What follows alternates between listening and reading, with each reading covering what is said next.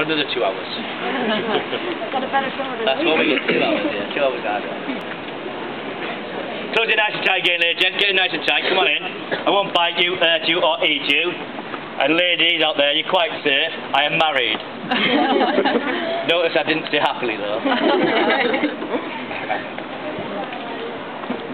You're now standing in what is known as the outer ward of the Tower of London.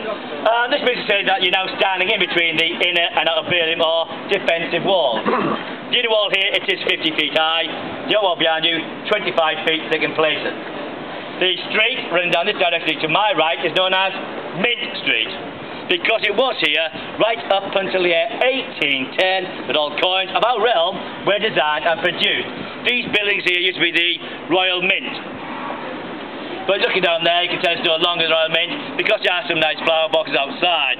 These are now homes for people like me, the Yeoman warders, and our families. This is one of the areas where we actually live here, inside of the Tower of London. Isn't that nice? Well, of course it is. However, unlike the popular belief, it's been given out by press, newspapers, media, that we live here, grace and favour, for free, for nothing. That is absolute rubbish. Utter nonsense. Let me tell you, we pay rent, we pay council charge, we pay congestion charge, we pay fuel and light bills just like everybody else, because it's our right and our privilege as Englishmen to do so. And at an evening time we all go home, back to your hotels, wherever, we also get locked in. Isn't that nice? Who said yes, sir? Are you? Are you? I'm watching you now. Careful on the yellow card. Remember, if it's red, it's off with your head. Turn around, look in that direction, left hand side there.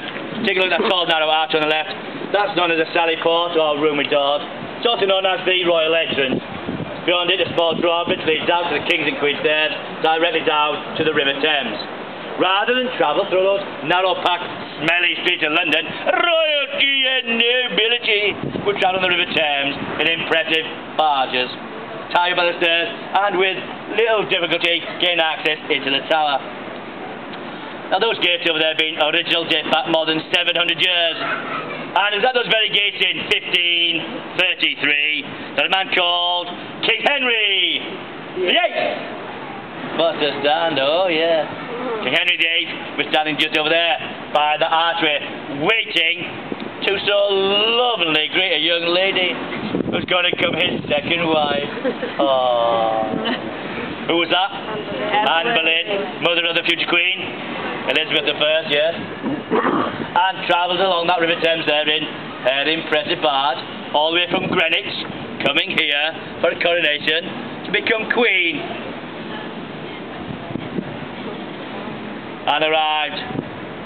She walked up the steps, she came across the drawbridge, just over there to greet the King, and she knelt down and she kissed the King's hand as a mark of respect. King Henry VIII, he lifted her hand up onto her feet and he kissed her on both cheeks. After this, King Henry VIII then gazed.